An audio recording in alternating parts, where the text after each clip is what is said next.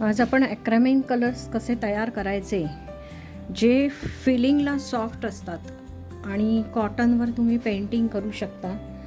Dark कलरच्या कपड्यावर तुम्ही पेंट करू नाही शकत ह्यानी, पण ऑर्गेन्झावर करू शकता, सिल्कवर करू शकता. तर हे ॲटलास ॲक्रेमिक डाय म्हणून नॉन रेडी कलर म्हणून येतात ॲमेझॉनवर. त्याच्यामध्ये हे 12 कलर्स आहेत. Golden yellow, orange, black, white, pink.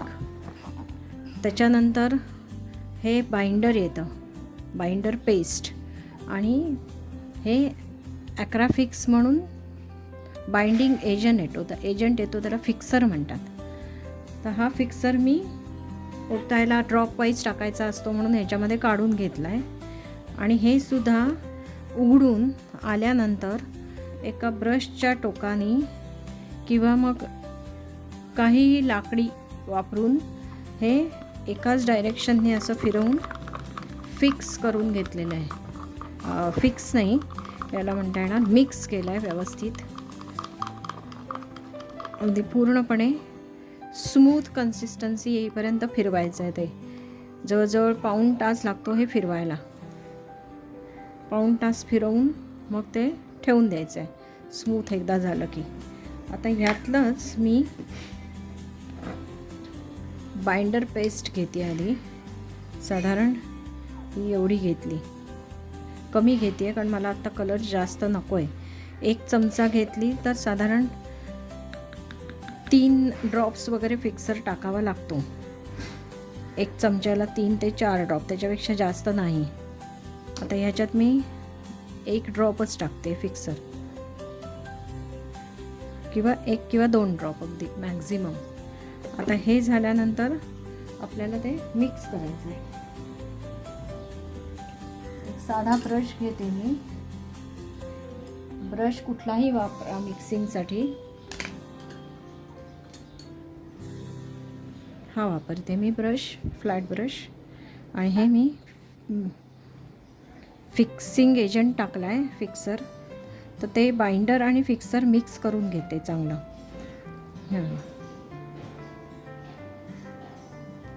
Smooth झालं पाहिजे, गुठळ्या वगैरे काही राहता नाहीत त्याच्यामध्ये. एकदम असं स्मूथली मिक्स करून घेतलं. आता त्याच्यानंतर त्याच्यामध्ये मी पिंक कलर करून दाखवते तुम्हाला. रेड आहे, हा पिंक आहे कलर. ती बॉटल मी शेक करून घेते आणि त्यातले 1-2 ड्रॉपच काढते कारण मला फेंट हवा आहे कलर. एकदम हे नको आहे, डार्क नको आहे.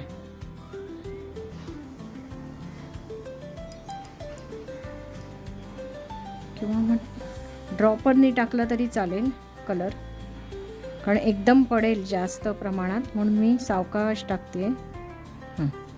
तरी जास्त पडला माझा.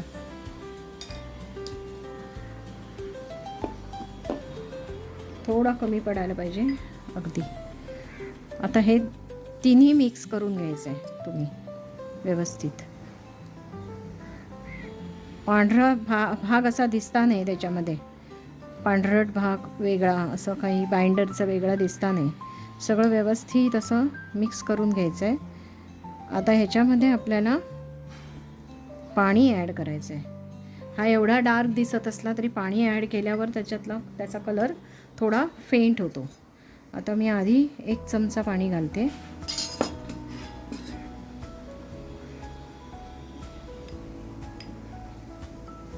हे बघा,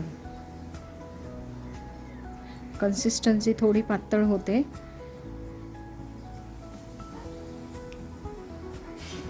एवढ्याशा ह्याचा खूप कलर तयार होतो. आता अजून 1 चमचा पाणी घालते मी. सुरुवातीला एकदम पाणी घालायचं नाही तर पातळ होईल खूप. आता हे पाणी आणि हे वेगळं दिसतंय, ते एकजीव होईपर्यंत सगळं एकत्र करायचं आहे आपल्याला. दिसलं? तरी कन्सिस्टन्सी अजून जास्त आहे, तर आपण अजून थोडं पाणी घालणार आहोत त्याच्यात. दिसते? ब्रशमधून रंग उतरला पाहिजे एवढं थोडं पातळ पाहिजे ते.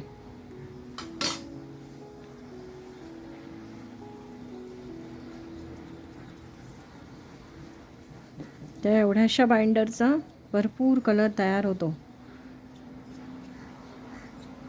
पूर्ण साडी वगैरे जेव्हा करायची असेल तेव्हा जास्त प्रमाणात करून घ्यावा लागतो कलर.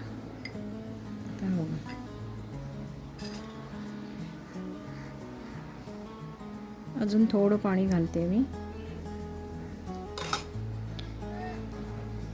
साधारण 3 ते 4 चमचे पाणी लागतं त्याला. हे प्रॅक्टिसनी आणि अनुभवानीच तुम्हाला कळू शकतं किती पाणी घालायला पाहिजे.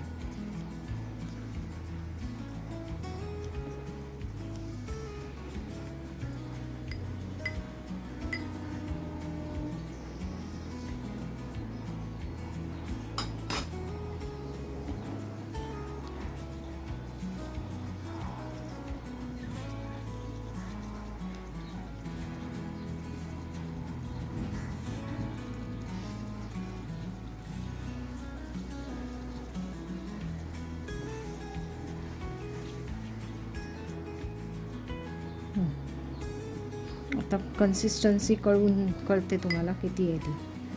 अजून थोडं पाणी घालतेच आहे मी.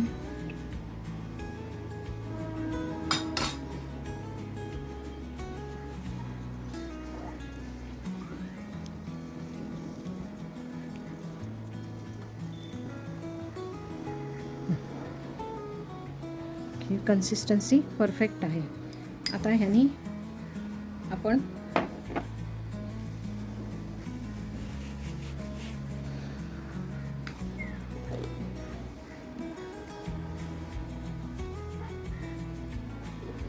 याच्यावर करून बघणार आहोत.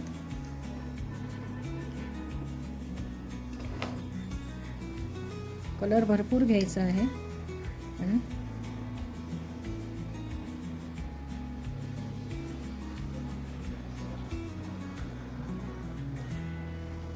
खूप जास्त झाला तर काढून घ्यायचा कलर ब्रशनीच.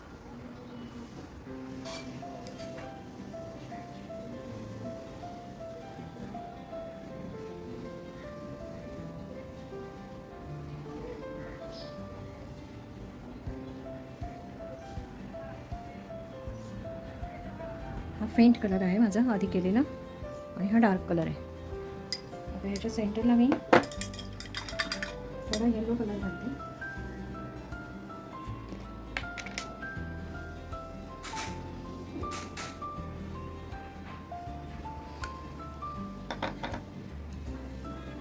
येल्लोचं थोडंसे सुरुवातीलाच जर तुम्ही येल्लो आणि रेड घेतला कलर,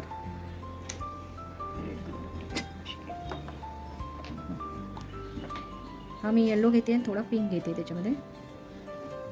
असंही शेडिंग करू शकता तुम्ही दोन्ही कलर्सने.